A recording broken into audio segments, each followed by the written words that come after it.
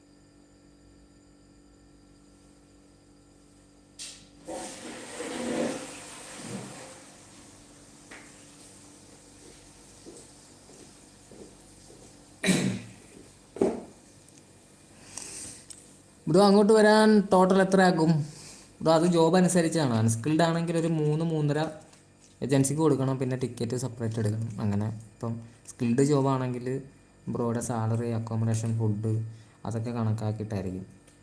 ഒരു 4 ഏകദേശം വിചാരിച്ചു ആവുമെന്ന്.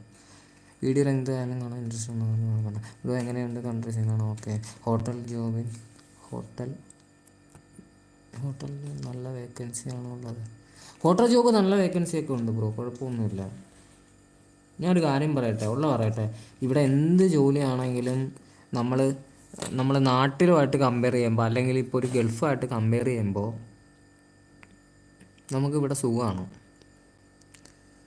ഇപ്പോൾ ഗൾഫുമായിട്ടും നാട്ടിലുമായിട്ടും കമ്പയർ ചെയ്യും. ഇപ്പം വേറെ കൺട്രി ആയിട്ടൊന്നും ഞാൻ കമ്പയർ ചെയ്യുന്നില്ല. അതായത് ഇവിടുത്തെയും കാട്ടി നല്ല കൺട്രികൾ വേറെ ഉണ്ട്.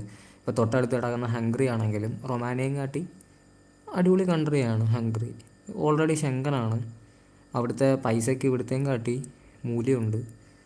അപ്പം അതുകൊണ്ട് നമ്മൾ അത് കമ്പയർ ചെയ്യുന്നില്ല. പക്ഷേ നാട്ടിലും ഗൾഫിലും ഒക്കെ ആയിട്ട് കമ്പയർ ചെയ്യുമ്പോൾ ഇവിടെ അടിപൊളിയാണ്. ഇപ്പം ജോലി ടൈമാണെങ്കിലും, പിന്നെ എന്ത് ജോലിയാണെങ്കിലും, എന്തൊരു ജോബാണെങ്കിലും അതിനുള്ള നമ്മൾ കഷ്ടപ്പെടുന്നതനുസരിച്ചുള്ളൊരു സാലറി, നല്ലൊരു സാലറി നമുക്ക് അത്യാവശ്യം ഇവിടെ കിട്ടും.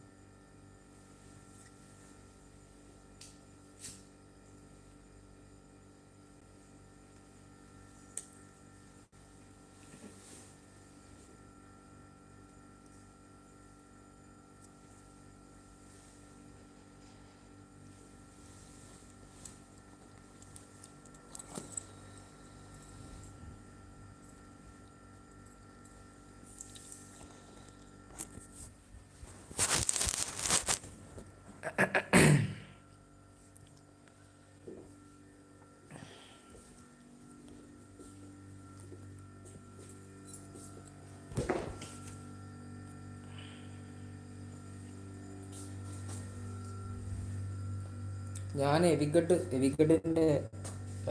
സൊല്യൂഷൻ എന്ന് പറയുന്ന ഏജൻസി വഴിയാണ് പോകുന്നത്.